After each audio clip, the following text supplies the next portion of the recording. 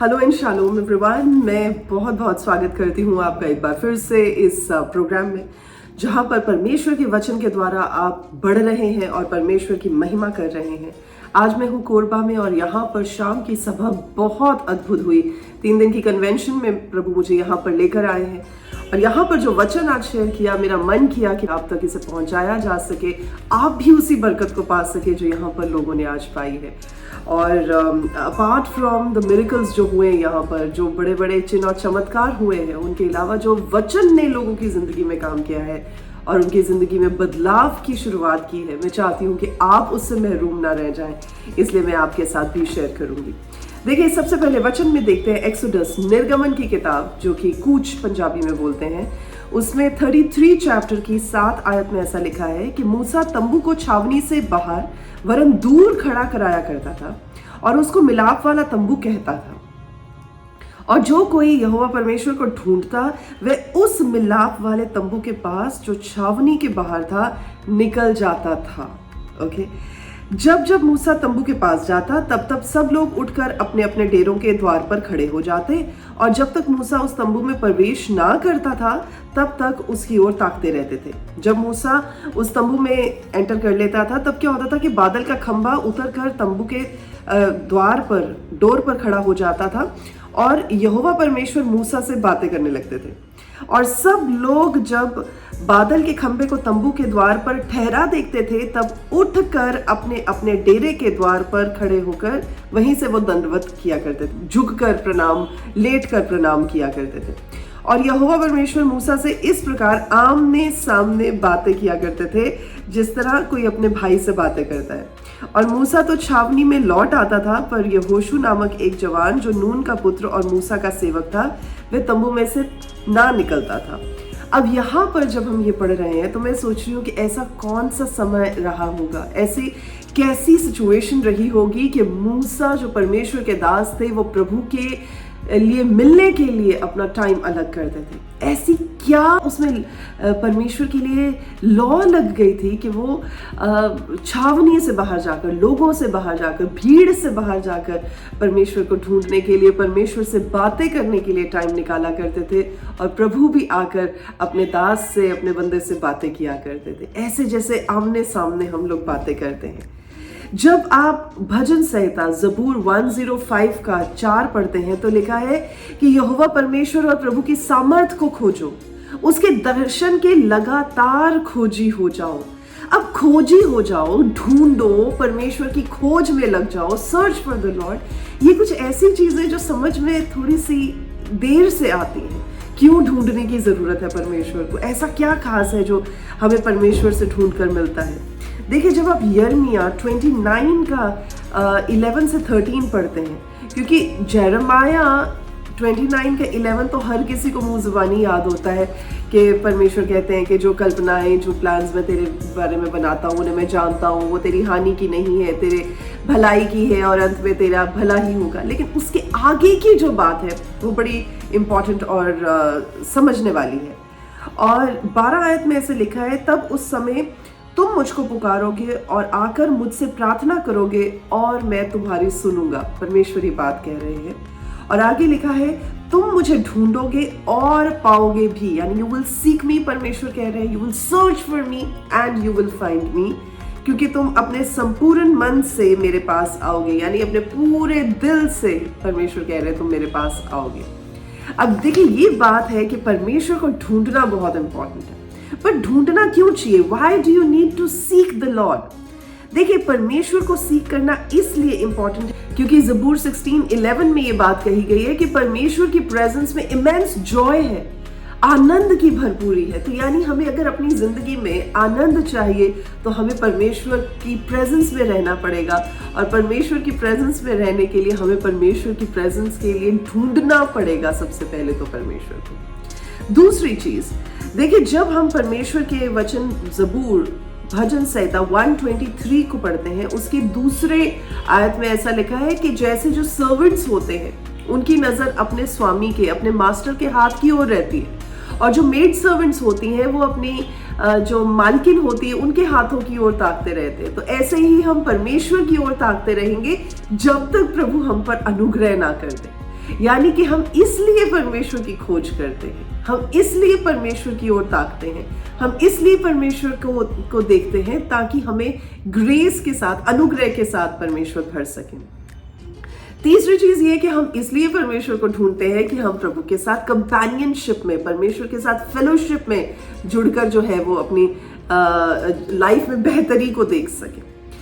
अगली चीज ये कि जैसे आमोस की किताब में चैप्टर 5 के वर्स 4 में लिखा है, परमेश्वर कहते हैं कि this is what the Lord says, seek me and you will live. यानी अगर आपको जिंदगी चाहिए तो आपको परमेश्वर को ढूंढना पड़ेगा, बिना परमेश्वर को ढूंढे आपको जिंदगी नहीं मिलने वाली।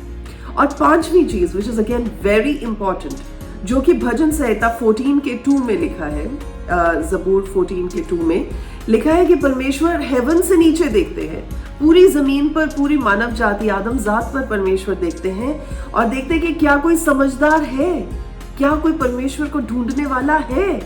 तो जब आप इस बात को समझते हैं कि यानी जो बंदा परमेश्वर को ढूंढता है, the one who seeks the Lord is the one, जिसे परमेश्वर कहते हैं बुद्धिमान है, समझदार है, अक्लमंद इंसान है। यानी कि जो नहीं ढूंढता वो अक्लमंद नहीं है। आमीन। अब अगर परमेश्वर को ढूंढना इतना इंपॉर्टेंट है कि हमारी ग्रेस, हमारी लाइफ, हमारी जिंदगी का हर पहलू, हमारी प्रोटेक्शन, हमारी फेलोशिप, हमें जो परमेश्वर से फेवर, ये सब कुछ जो मिलता है तब मिलता है जब हम परमेश्वर को ढूंढते हैं। तो ढूंढा कैसे जा सकता है? हो सकता है कि आपका ये क्वेश्चन हो कि पास्टर नीतू, परमेश्वर कोई गुमे नहीं हुए जिन्हें हमें ढूंढने की जरूरत है। ऑफ कोर्स नॉट, वो गुमे नहीं हुए, but he wants you to seek him. कई बार हम परमेश्वर के हाथों को जब सीख करते हैं, हम परमेश्वर के हाथों की ओर ताकते हैं, तो हम उन ब्लेसिंग्स को पाना चाहते हैं जो प्रभु हमें देते हैं और देना चाहते हैं। लेकिन कितना अच्छा हो कि अगर हम ब्लेसिंग्स की ओर ध्यान न लगा के परमेश्वर के चेहरे की ओर ताकें, प्रभु की ओर ताकें, ताकि हम जान सके कि परमेश्वर हमें क्या बात करना चाहते हैं, परमेश्वर हमसे कैसे रिश्ते में जो है वो बनना चाहते हैं। तो it is so important to be just in the presence of God. और आज कुछ ऐसे वेज भी मैं आपके साथ शेयर कर रही हूँ कि आप कैसे परमेश्वर को सीख कर सकते हैं, ढूंढ सकते हैं, खोज सकते हैं। देखिए, जब हम भजन संहिता 63:1 पढ़ते हैं तो वहां पर ये बात लिखी गई है कि मेरे परमेश्वर, हे मेरे परमेश्वर, मैं यत्न से, बड़े एफर्ट के साथ आपको ढूंढूंगा। दैट मीन्स परमेश्वर को ढूंढने के लिए, खोजने के लिए आपको अपनी तरफ से मेहनत करनी पड़ेगी। सबसे पहला काम आप क्या कर सकते हैं कि आप दिन में जब आप उठते हैं सुबह और जब रात को सोने से पहले आप 10-10 या 15-15 मिनट अलग कर ले परमेश्वर से बातचीत करने के लिए, प्रभु से डायरेक्शन मांगने के लिए, परमेश्वर पर अपने बर्डन्स को डालने के लिए, परमेश्वर से अकल को मांगने के लिए, परमेश्वर से बुद्धि को पाकर अपनी लाइफ को चलाने के लिए। तो जब आप परमेश्वर से सुबह उठते सार ही बातचीत करेंगे, अपनी सारी प्रॉब्लम्स को शेयर करेंगे, पूरे दिन में परमेश्वर की स्ट्रेंथ को मांगेंगे, you will have courage and strength and comfort कि आप पूरे का पूरा दिन परमेश्वर में होकर चीज़ों को ठीक कर सकें। और रात को आकर आप अपनी प्रॉब्लम्स को या अपनी कंसर्न्स को परमेश्वर के सामने रख सकते हैं। That is another way. जब मैथ्यू चैप्टर 27 वर्स 51 हम पढ़ते हैं तो उसमें पता चलता है कि प्रभु यीशु मसीह ने क्या किया था कि अपने जब क्रूज पर जब प्रभु यीशु मसीह थे तो उन्होंने वो पर्दा जो था वो फट गया था। वो प्रभु यीशु मसीह ने वो जो डिस्टेंस था इंसान में और द मोस्ट होली प्लेस में, अति पवित्र स्थान में, वो डिस्टेंस जो है वो खत्म कर दिया था। और जब आप इब्रानियों की बुक ऑफ हिब्रू चैप्टर 10 पढ़ते हैं 19 वर्स से आगे, तो आप देख सकते हैं कि कैसे अब वो रास्ता क्लियर हो गया है कि हम बोल्डली परमेश्वर के ग्रेस थ्रोन के सामने जा सकते हैं और कॉन्शियसली हम परमेश्वर के सामने जो है प्रार्थनाओं को रख सकते हैं। ओके, सो ये है पहली चीज।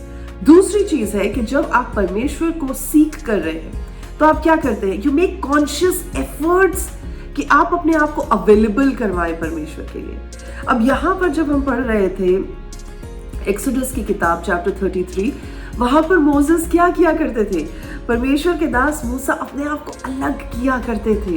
वो भीड़ में रहकर परमेश्वर को ढूंढने की कोशिश नहीं करते थे, वो कैंप से दूर चले जाते, वो परमेश्वर को पाने की कोशिश करते थे, परमेश्वर को ढूंढने की कोशिश करते थे, परमेश्वर से बातचीत करते थे, अपने टाइम को अलग करते थे। और जब आप 18th आयत पढ़ते हैं निर्गमन की इन आयत में ऐसे लिखा, प्रभु के दास मूसा ने क्या कहा कि मुझे अपना तेज दिखा दे।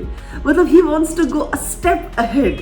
अभी तक तो वो बातें करते थे, जैसे मिलाप वाले तंबू में लिखा है, he used to talk to the Lord, पर यहाँ पर आज इस जगह पर आकर ही सेज, प्रभु I want to see your glory. अब देखिए, जब परमेश्वर की ग्लोरी की बात हो रही है, it is unfiltered glory, it is the shekinah glory, it is the glory जो कोई इंसान फेस ही नहीं कर सकता है। और यहाँ पर प्रभु कह रहे हैं, जब प्रभु ने कहा कि प्रभु को उन्होंने कहा कि मुझे अपना तेज दिखा दे, तो प्रभु ने कहा कि मैं तेरे सामने से होकर चलते हुए अपनी सारी भलाई दिखाऊंगा और तेरे सन्मुख यहोवा नाम का प्रचार करूंगा, और जिस पर मैं अनुग्रह करना चाहूँ, जिस पर मैं, प्रभु कहते हैं, मैं फजल करना चाहूँ मैं फजल करूंगा, जिस पर मैं अपनी दया दिखाना चाहूँ मैं अपनी दया दिखाऊंगा। फिर प्रभु ने ये बात कही कि तू मेरे मुंह का दर्शन नहीं देख सकता, क्योंकि कोई भी इंसान जो है परमेश्वर का दर्शन पाकर जिंदा नहीं रह सकता। देखिए, I mean this is just so bold कि कोई बंदा परमेश्वर को ये कह रहा है, Lord I want to see you in your glory, मैं ऐसे देखना चाहता हूँ आपको जैसे आप हैं, और मैं I am ready to put everything on stake just to look at your face. और वो यहाँ पर परमेश्वर ने उसे मना किया कि ऐसा नहीं हो सकता।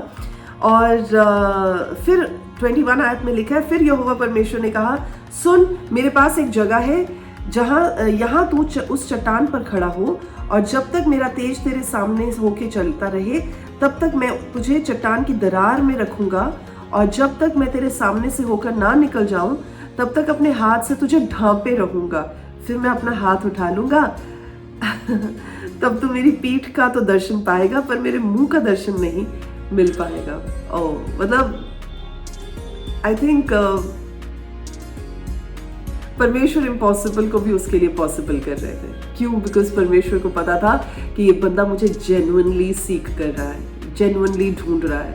और जबकि ये बात प्रभु कह रहे इम्पॉसिबल है कि कोई बंदा मुझे देखकर जिंदा रहे, मेरे चेहरे को देखकर जिंदा रहे, फिर भी प्रभु कहते हैं कि चल ठीक है, मैं एक काम करता हूँ, और प्रभु फिर ये सोल्यूशन भी निकालते हैं। तो देखिए, जब आप कॉन्शियस एफर्ट करेंगे, जब आप इस बात को दर्शाएंगे कि प्रभु मैं आपके लिए कुछ भी करने को तैयार हूँ, तब प्रभु आपके लिए रास्ता निकालेंगे।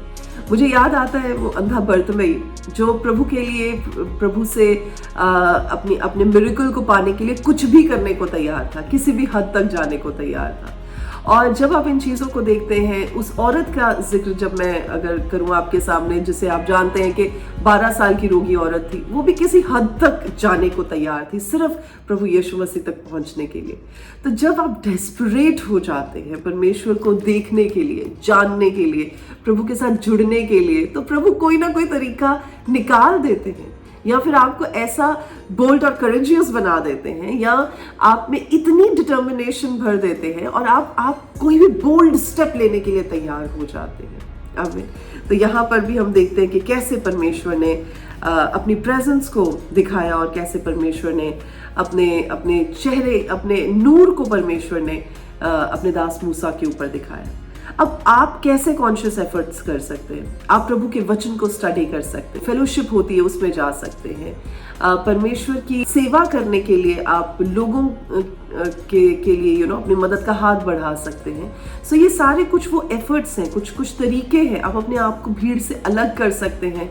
You can find out time to spend in the presence of Lord. तो जब आप ये कॉन्शियसली करेंगे तो आप जानेंगे कि परमेश्वर आपको एडिक्वेटली रिवॉर्ड करेंगे। आमीन। तीसरी चीज ये है कि आप अपनी जिंदगी में ये देखें, झांकें और इस बात को एनालाइज करें कि आपकी लाइफ में कोई सिंफुल थिंग्स तो नहीं है, कोई पाप तो नहीं है। क्योंकि ऑब्वियसली जब पाप होगा तो परमेश्वर को आप ढूंढते भी रहेंगे तो मिलने वाले नहीं है प्रभु आपको, क्योंकि आपकी जिंदगी में तो ऑलरेडी इतने बैरियर्स हैं। तो अगर पाप है तो उनसे तौबा करें, माफी मांगे, उन चीज़ों को अपनी लाइफ से निकालें, ताकि आप अपनी लाइफ को बेहतरीन तरीके से परमेश्वर को ढूंढने में लगा सकें। ओके, अगली चीज, फोर्थ पॉइंट है कि आप परमेश्वर के सामने एक एटीट्यूड ऑफ ग्रैटिट्यूड रखें, थैंकफुलनेस का हार्ट रखें, हर चीज में परमेश्वर का धन्यवाद दें, और एक जर्नल मेंटेन कर लें कि आप किन किन चीजों के लिए प्रभु का धन्यवाद देना चाहते हैं, थैंक्स देना चाहते हैं। एंड ऑब्वियसली जब आप देखेंगे कि आपके पास इतना कुछ है परमेश्वर को थैंक यू करने के लिए, तो आप वाकई में ही परमेश्वर के साथ एक अच्छे रिश्ते में, बिना कंप्लेंट्स वाले रिश्ते में जुड़ सकेंगे। आमीन। अगली चीज, पांचवी चीज है कि जब आप परमेश्वर का वचन पढ़ें तो आप ऐसे मत पढ़ें कि ठीक है आज की असाइनमेंट है तो मुझे ये पढ़ना है। ऐसे पढ़ें कि आप प्रभु को जानना चाहते हैं, आप व्यक्तिगत तरीके से परमेश्वर को, पर्सनली परमेश्वर को इस वचन से जानना चाहते हैं। ऐसे नहीं जैसे लोग कहते हैं, पर ऐसे जैसे प्रभु हैं, जैसे प्रभु अपने आप को डिस्क्राइब करते हैं, जैसे परमेश्वर के एट्रीब्यूट्स को हम पढ़ पाते हैं। तो इन चीज़ों के साथ आप जान पाएंगे जब वचन को पढ़ के कि प्रभु कौन है, कैसे हैं, उन्हें पाया कैसे जा सकता है, परमेश्वर की नज़दीकी में कैसे जुड़ा जा सकता है। तो ये चीज़ें जो है आपको हेल्प करेंगी। देखिए एक बात और, जब आप दूसरा इतिहास 2 क्रॉनिकल्स 26 चैप्टर की 5 आयत को पढ़ते हैं, लिखा है कि जकरिया के दिनों में जो परमेश्वर के दर्शन के विषय समझ रखता था। अब ये बंदा ऐसा है जो परमेश्वर के बारे में बड़ी क्लोजली जो है वो समझ रखता था, इस बात को समझता था, इस सेंसिटिविटी को। क्या समझता था? कि वे परमेश्वर की खोज में लगा रहता था। देखिए कितनी अच्छी बात है कि अगर आप सेंसिटिव है परमेश्वर की प्रेजेंस को लेकर, तो आप ऐसा नहीं सोचेंगे हाँ चलो ठीक है 5 मिनट आइज बंद की, आंखें बंद करके प्रार्थना की, जल्दी 2-3 मिनट्स की प्रार्थना करके बात खत्म हो जाए। ऐसा नहीं होगा। जब आप दिल से परमेश्वर को ढूंढेंगे, जब आप इस बात की समझ रखेंगे कि परमेश्वर को ढूंढना जरूरी है, तब आप क्या करेंगे कि आप उनकी खोज में लगे रहेंगे। और आगे क्या लिखा है? और जब तक वह यहोवा परमेश्वर की खोज में लगा रहा, तब तक परमेश्वर ने उसे सफलता दी। यानी जो बंदा परमेश्वर की खोज में लगता है, जो बंदा परमेश्वर को ढूंढता है और पाता है, वो परमेश्वर से सक्सेस को हासिल करता है। आमीन। आज के इस वचन के साथ मैं आप सबको इनकरेज करना चाहती हूँ कि परमेश्वर के हाथों की ओर ना देखें, सिर्फ उन ब्लेसिंग्स की ओर ना देखें जो प्रभु देते हैं, लेकिन प्रभु के चेहरे की ओर ताकि आप प्रभु से उन ब्लेसिंग्स, उन मटीरियलिस्टिक चीज़ों से आगे जाकर प्रभु के साथ एक पर्सनल रिलेशनशिप में आ सके, प्रभु के साथ एक प्यारे से रिश्ते में, बंधन में आ सके, और आप जान सके कि आपकी ज़िंदगी में प्रभु क्या क्या कुछ करना चाहते हैं। आमीन। मैं इस वचन के द्वारा आपको ब्लेस करना चाहती हूँ और उम्मीद करती हूँ कि आज के इस वचन के साथ आप ज़रूर परमेश्वर में एक नई रोशनी को और परमेश्वर के एक नए रेवलेशन को और प्रभु के एक नए फजल को पाकर आगे बढ़ेंगे। प्रभु आपके साथ हो। God bless you. शालोम।